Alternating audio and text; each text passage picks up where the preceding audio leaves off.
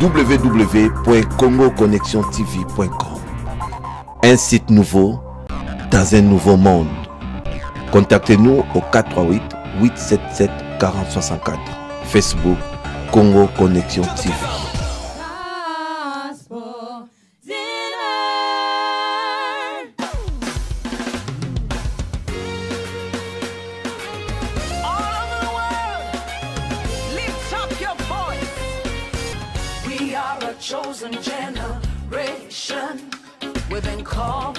Bien-aimés dans le Seigneur, Shalom, c'est bien moi la sœur Francesca Malila. Je vous invite à venir nombreux et célébrer avec nous cette grande soirée d'adoration. Cet événement, en fait, c'est l'inauguration d'une grande église que l'Éternel a permis qu'il puisse acheter un bâtiment. C'est l'église Word of Life Christian Center. C'est une église que l'Éternel a instaurée dans la ville. Il y aura beaucoup de groupes qui seront aussi là-bas, adorer le Seigneur ensemble. Je sais que vous aimez tous le Focus Ministry. Venez, nous allons danser, manger. Et en fait, pour entrer, c'est juste $10. C'est juste un petit rien que tu peux donner, mais c'est pour la gloire de Dieu, en fait. Donc venez, nous invitons tous, venez, nous invitons au nom du Seigneur. So, it's a celebration August 9 going down at WLCC. I just want to invite everybody, including Nigerians, Ghanaians, all the nation, Congolese. I don't want you guys to miss this. It's going to be a great event.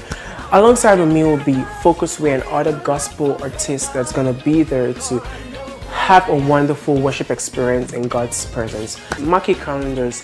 August 9th, 2014. The tickets at the door, it's $10 and it's from 4 p.m. to 8 p.m. Address 246 Brockport, Ontario, Etobicoke. I want you guys to be there. Don't miss it. It's going to be jam-packed. It's going to be awesome. See you there. God bless you. We've been called for to show He's excellent.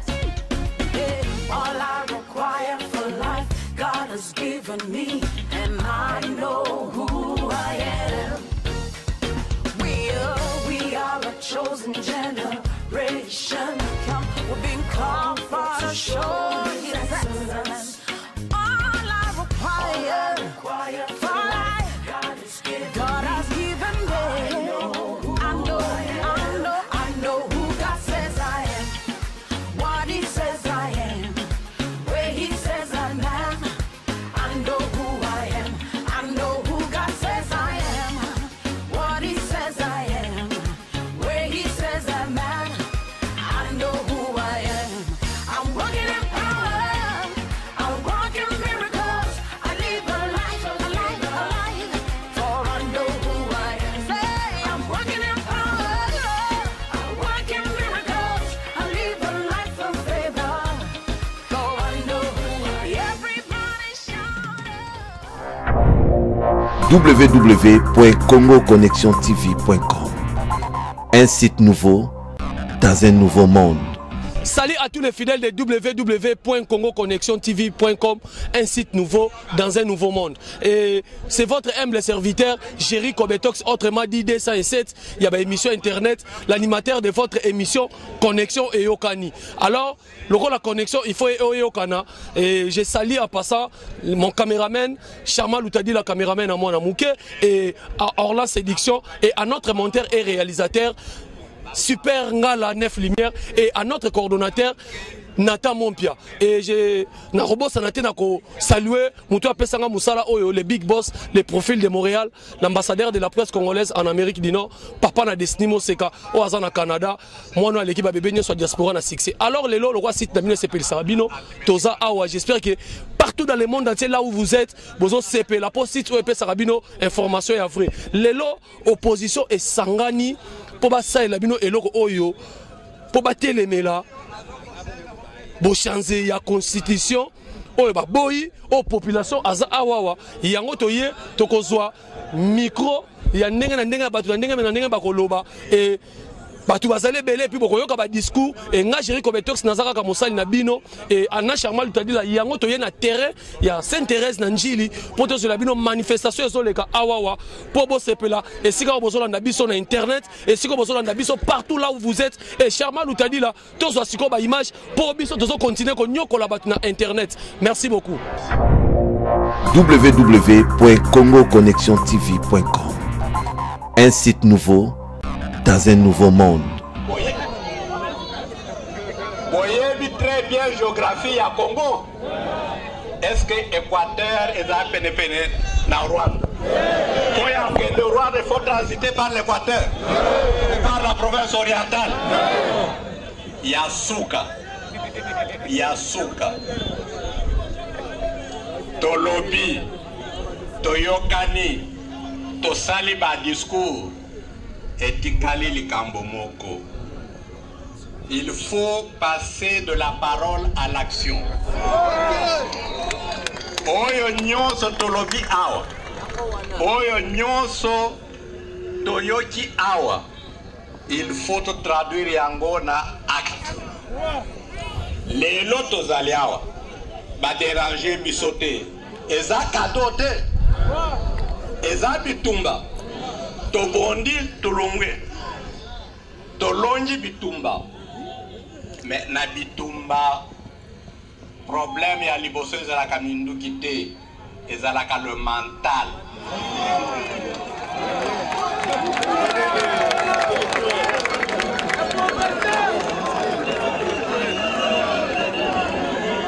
Soki tolobi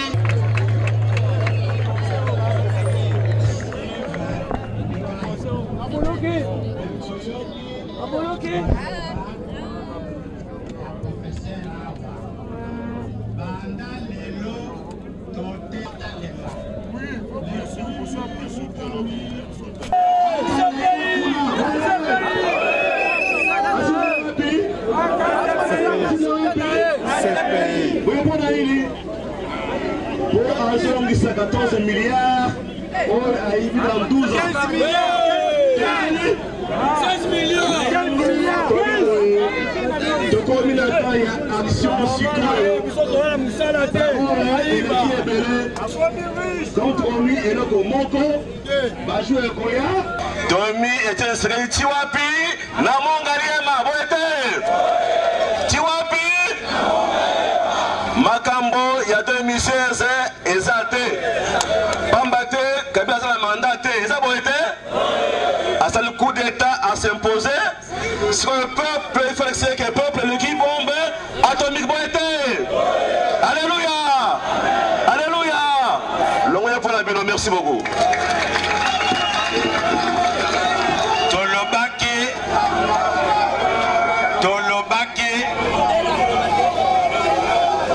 moins un Congolo.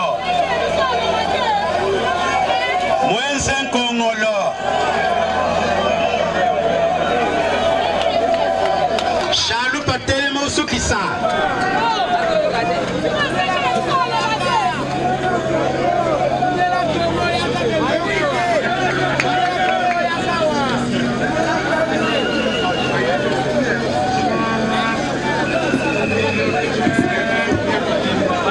Bandeko, mbote na bino, mbote lisusu, bosepelite mbote. Voilà, la dernière fois nazalaki awa nazalaki na mzee Laurent Désiré Kabila. Baoyo basi bakoli bayebi bien to déclaraki maya ofele na électricité ofele awa. Eza bongo te. Poto yaki na mayele ya soutenir peuple. Peuple, il faut azala à l'aise. Est-ce que Bozali à l'aise? Nayebi que Bozali à l'aise. Po biso nyonso toza à l'aise. Bazolo bakuna ke opposition eza unité. Oyo eza unité te? Bota la bango eza unité te? C'est ça qui fait la force. C'est ça qui fait la force. C'est pour cela que nous sommes ici, Lelo. Nalingi penza na remercier Bino Mingi. Nandenge Boye. Nord Kivu, Sud Kivu, Bakongo, Bonyonso, Bozali Awa. Pona nini pasi eleki. Pasi eleki mingi. Surtout Bilenge, Bazan Avenir T. Bapara bazotinda bango na ba école mais bayebi te soki mwana kozala bien soki akozala bien te na avenir. Est-ce que wana eza pays?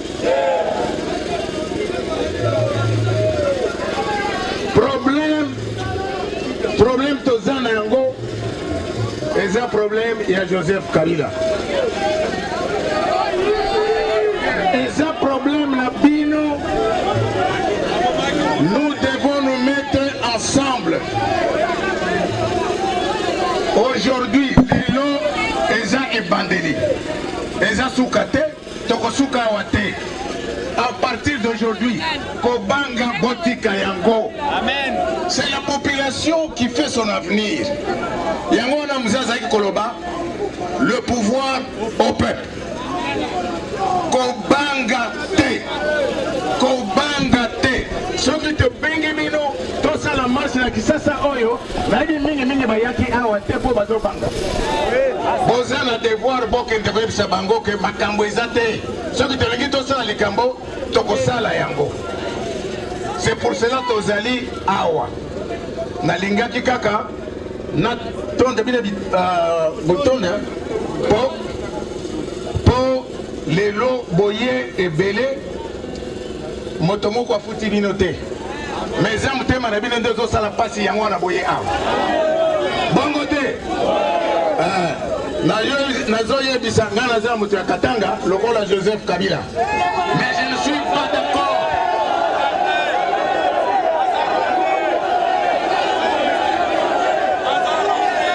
Je ne suis pas d'accord. Botala makambo bauti kosala na nini le kanchati.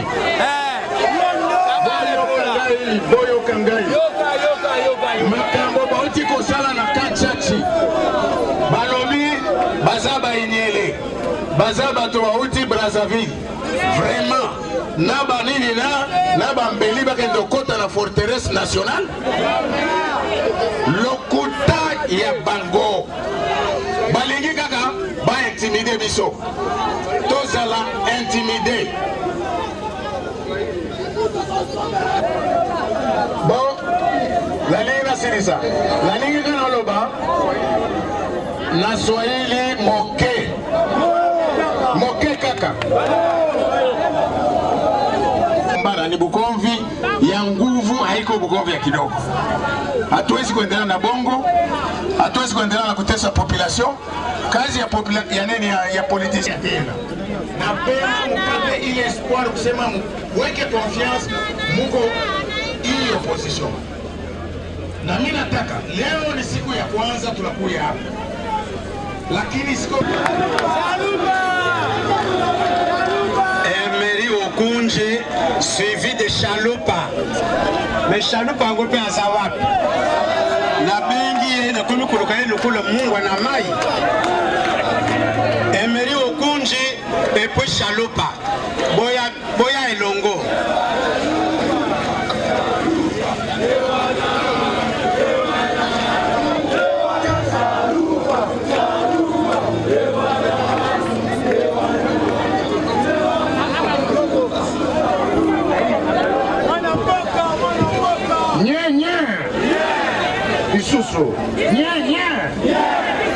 La Monique Bozoki, Maloba Nyoso et Salamika, place Kabizou, Awana Saint-Thérèse.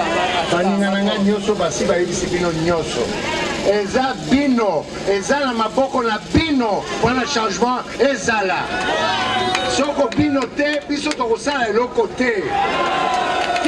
Tinda biso to sala pona bino bino boza majorité bino il faut l'accent oyo bino bolingi. Merci mingi.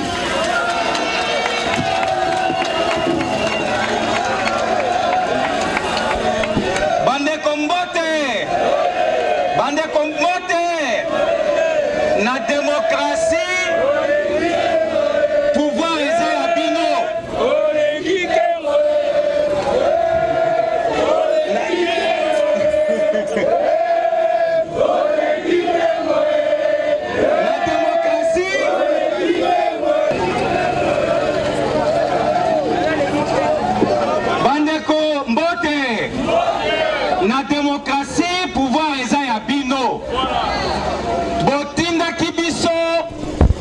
na parlement na palais du peuple. Bato boponaki baboyaki bango bakende palais du peuple. Bango batindi baoyo bango basalaki liste. Boyete. Awa tozozonga na septembre. Bo vigile makasi. Soki baye na constitution pote to bongo la yango to changer yango. Pote mutu atikala libera na pouvoir bo envahir biso.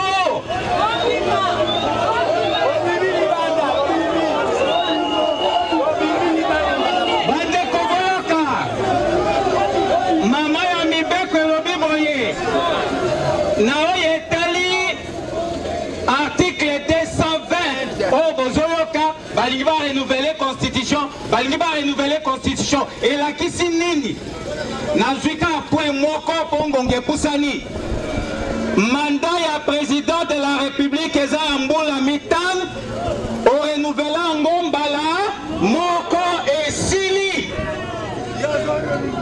révision bazolinga bamema biso lelo eza pote mutu moko atikala seko na bokondi. Est-ce que bokondi mayango? Révision bozoyoka révision constitutionnelle ezali pote Joseph Kabila atikala seko na bokondi. Est-ce que bondimi yango? Bozala vigilant, bozala prêt pote topekisa ye abriguer lisusu mandat ya misato te. Merci mingi.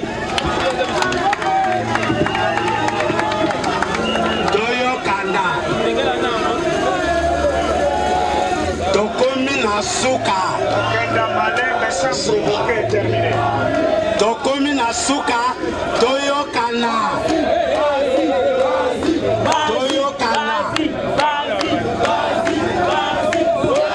message na biso ya lelo ezali boye mokonzi ya mboka président ya République démocratique du Congo kombo na ye nani?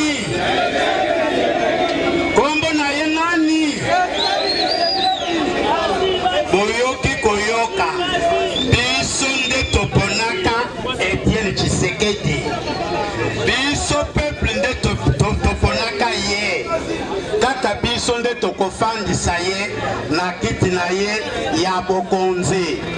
Oyo discours au 2016 ezali te, troisième mandat ezali te.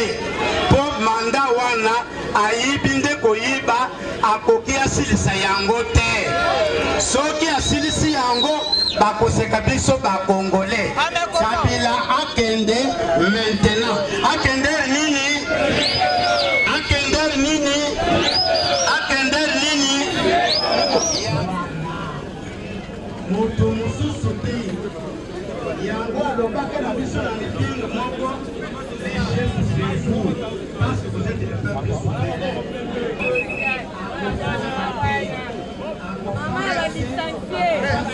Kibomoni mutu azo provoke muninga asa mongona bokangi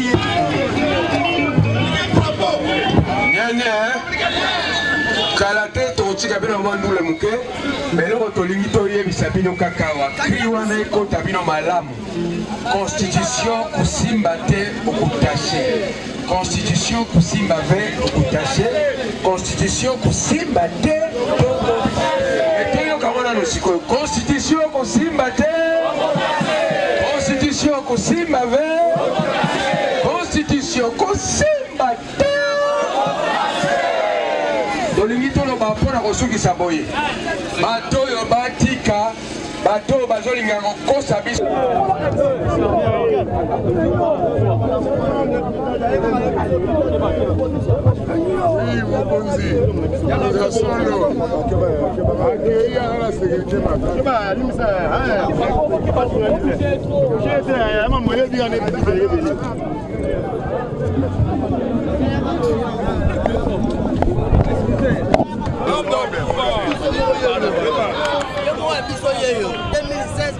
Qu'est-ce que vous attendez-vous de ce sommet Amérique-Afrique?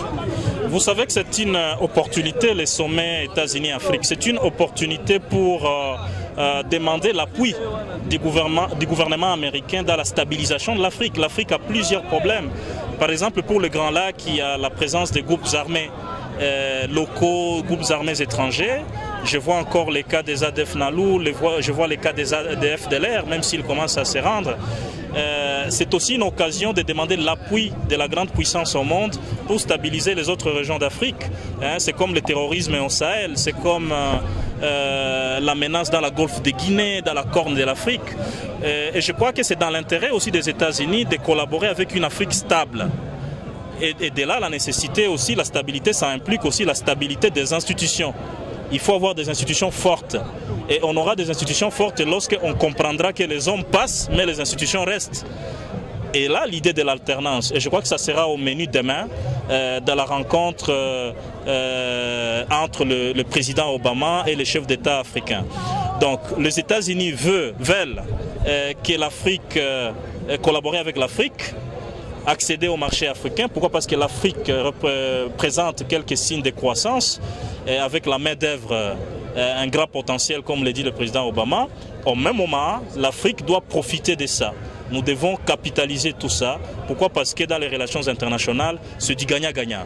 Il y a ce que les Américains veulent gagner dans la collaboration. Il est bien démontré que l'union fait la force.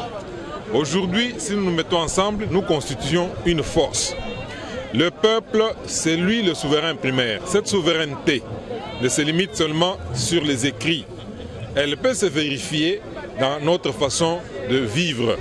C'est-à-dire, le peuple est le moteur de l'économie. C'est lui le catalyseur de la société. Nous allons adopter très prochainement des mesures, des boycotts, des mesures de désobéissance, pouvant faire en sorte que si le pays doit marcher, il faudrait que le peuple donne son cutus parce que c'est lui le souverain primaire. Nous voulons encore souligner ceci. La manifestation de ce jour n'est pas un cadeau. Il relève du contexte qui fait qu'en ce moment, il y a une grande rencontre à Washington et que ne pouvons pas nous empêcher de nous réunir. Ils ont été obligés de nous laisser nous réunir. Maintenant, il faut que le peuple puisse comprendre une chose. Prochainement, ils vont revenir à leurs anciennes habitudes.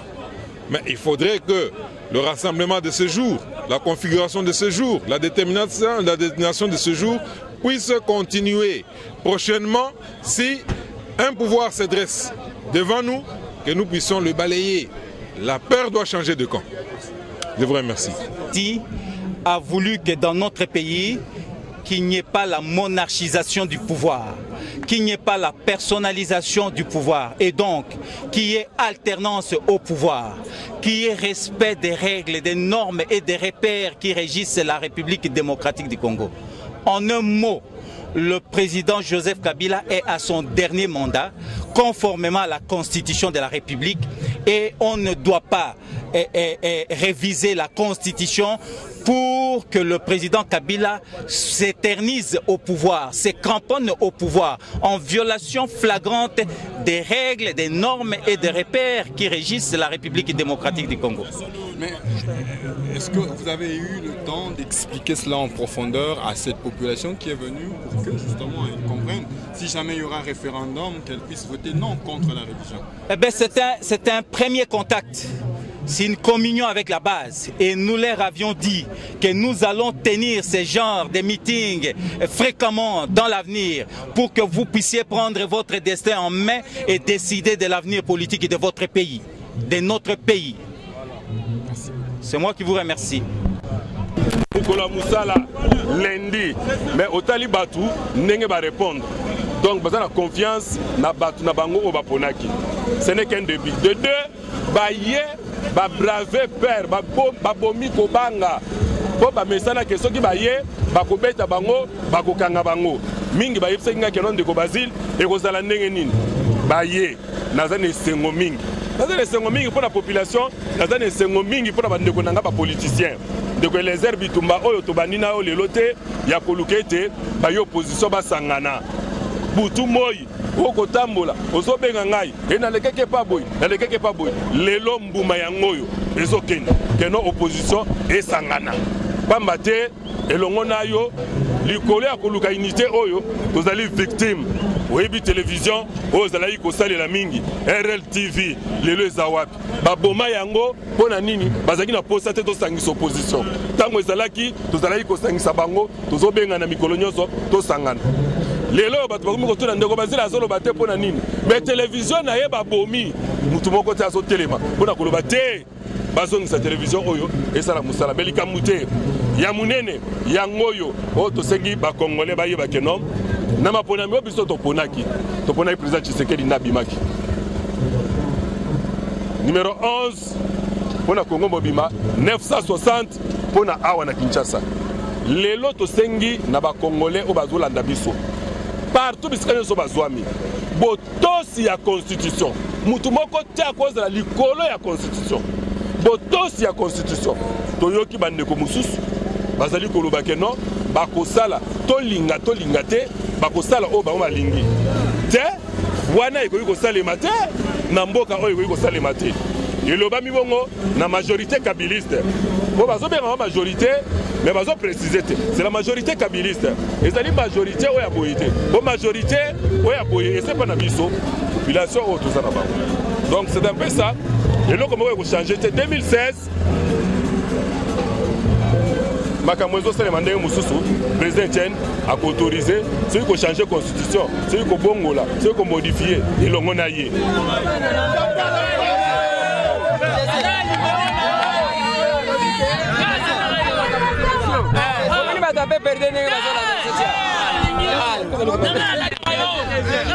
Alors merci beaucoup na batu boso na biso à partir d'internet moi na mobali oyo kolo lopango ana sixa danger mission na biso Congo connexion yango tozweli bino ye babi moi na kolo lupango succès oyo ozalango et lelo to manifestation ya révision ya constitution oyo opposition mo basangani bazotele melango mona ezani bon mona ngai eza d'abord que nengo tuninga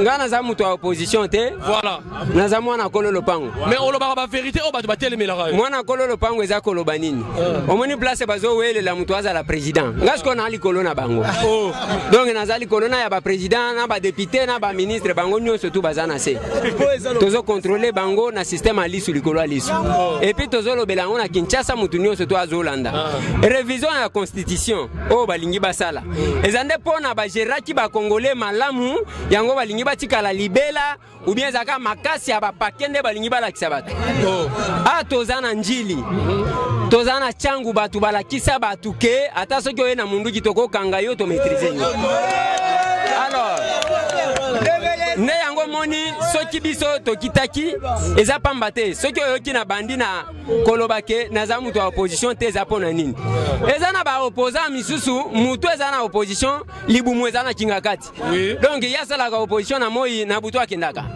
alors ko réviser la constitution o ko réviser en fonction ya nini natina nini kapona olakisa batu ke uzana makasi mais na mboka oyo tomona batu makasi bazokatisa ebale awa côté moko alati talon mususu alati la gomme omoni démarche ndenge ko makati alors nde yango tozoloba ba défier ka peuple jamais et ba défier ka peuple te ceux qui peuple alobi yote vanda na yo melama ya pio bato sa yo mais na mboka na biso j'ai comme impression que tolingi démocratie te tolingi ka babo makabatu babomi mutu bongo mususu nda vandi eza malamu te il est important ya que bandeko ba comprendre que omoni même biloko oyo ba ministre misusu bakomi Kabila désir ngana comprendre ngone misusu ba opposant bango balobi na ki mutu alobi eloko malonga te côté ya Kabila désir ezate ke bazolo belaye yemoko ndazo désirer azala kaka nde Kabila désir o kinka lobi alors na banzi il faut totala kana lisu alikolo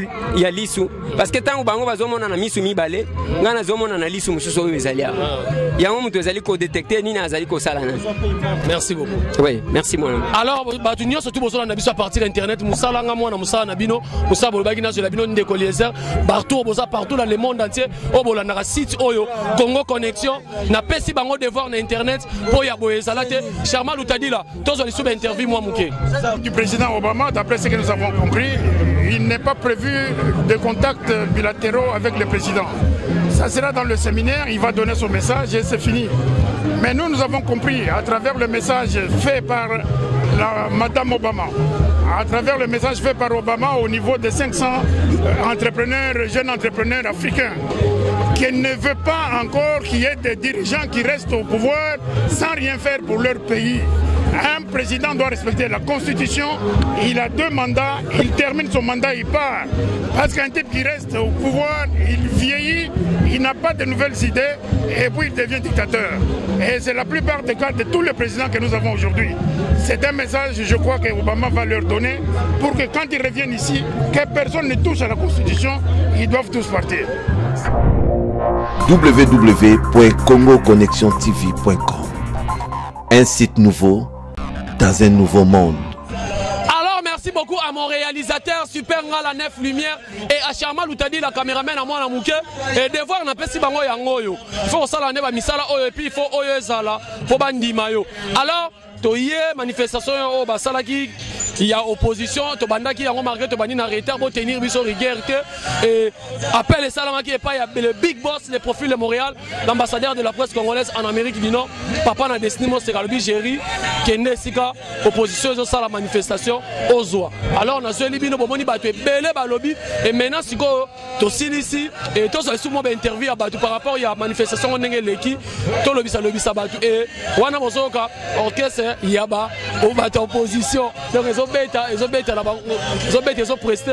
Alors Chama Loutadi là, tout le bisa pe batu ya ba parti mouké o bayaki koyoka message oyoyo pour bana Montréal, bana partout bozo landanga na internet, bo CP là et si tu oyé pesa rabino information toujours information ya malamu, information ya actualité o eleki na Congo na minute oyo précisément na Kinshasa et comment on appelle ba opposition ba sangani oyo ba telemela oyo ezali révision ya constitution bo telemeli ya ko changer constitution ba linyango te et na population abetelaki bango maboko nga Géry Kobetox na sala ka musala pona za mona musala na bino et yango papa na ngai le big boss apesinga micro yo bateau de commandement mené ba site oyo bazo la o ba présentateur bazo benda beauté yo mené bango. Alors Chamal t'a dit là tous moi ba interview mouké ya par rapport ya bateau ba ki manifestation ba meka koloba donc ça la live Charmal t'a dit là to katate to tambola.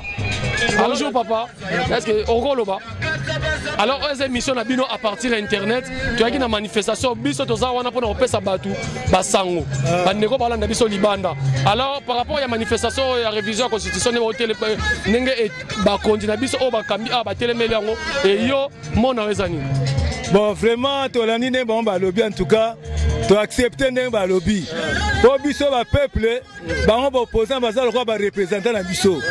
Désir na biso en tout cas yangwana to lingi démocratie na biso ekene malamu. Pour biso to bundi awa, biso batayi DPS, to telemeli Mobutu pour la dictature. Siko tozo mo ko ba ngbaso nzasu dictature wana. Comment expliquer vraiment que constitution lobby président a 2 mandats. Siko lingi suba modifango vraiment. Alors merci beaucoup papa. Ah, Natondio Boton. Merci beaucoup tozo continuer batu basa ebele to ko lobisa batu Charmal t'a dit là moi transition ici pour to lobisa batu. Biso na site na biso internet to lobisa ka batu. Mais alors j'espère que to bandaki na bino et to laxi bino ba image to pesi bino tamula o laxi bino ba image et site na biso oyo www.congoconnexiontv.com, un site nouveau dans un nouveau monde et to pesi bino information ya lelo o eleki na Congo manifestation ezalaki pona bo telemeli ya révision ya constitution ya bobalusi constitution toko longola yango toko toucher yango to yaki kozela bino et j'espère que boss na biso benga ki appelle malamoko kana Charmal t'a dit la to weli mango yo wapi poto kozela bino information. J'espère que to le bisi batunye surtout to komina suka et information yango wana bozui et ceux qui tozo sala boye eza pona to sepelisa bino population oyo boza partout dans le monde entier bolana site oyo il faut moza la informer par rapport ya makambo zo le kana Congo. Alors merci nazo pesa na Mireille Mayamba na peso merci makasi et na bosanité Renate Kachale motema ya Jean-Paul Kachale bino nyonso tu bozui information bozui manifestation leki lelo et ngai na komi na suka naza mona musala na bino fona sepelisa bino kaka po bandeko na biso boza na Angola boza na Londres boza na Canada boza na Montréal boza na Toronto bolingaka koyoba information ya oyo ezoleka na Congo yango site eza moko www.congoconnectiontv.com, un site nouveau dans un nouveau monde.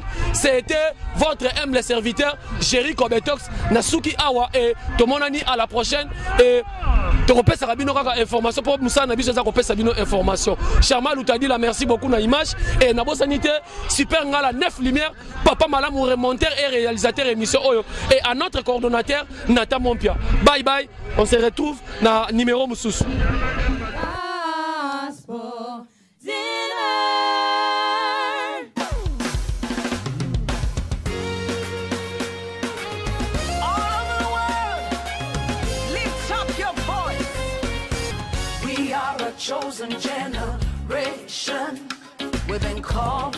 Bien-aimés dans les Seigneurs, Shalom, c'est bien moi la sœur Francesca Malila.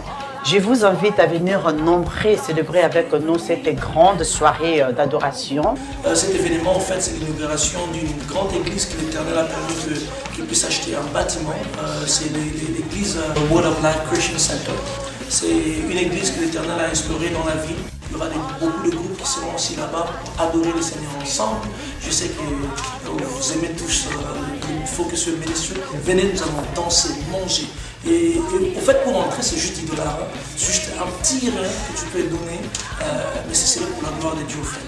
Donc venez, nous invitons tous, venez, nous invitons au nom du Seigneur. So, it's a celebration August 9 going down at WLCC. I just want to invite everybody, including Nigerians, Ghanaians, all the nation, Congolese. I don't want you guys to miss this. It's going to be a great event. Alongside with me will be Focusway and other gospel artists that's going to be there to have a wonderful worship experience in God's presence. Mark your calendars.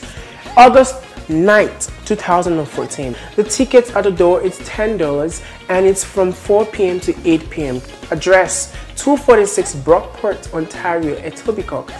I want you guys to be there. Don't miss it. It's going to be jam-packed. It's going to be awesome. See you there. God bless you. We've been called for to show His excellence. Yeah, all I require for life, God has given me, and I know who I am. We are a chosen generation. We've been called for to show His excellence. All I require for life, God has given me. I know who God says I am, what He says I am, where He says I'm at. I know who I am, I know who God says I am, what He says I am, where He says I'm at. I know who I am. I'm walking in power, I walk in miracles, I live a life, for I know who I am. Say, I'm walking in power, I walk in miracles, I live a life of favor, for I know who I am. Everybody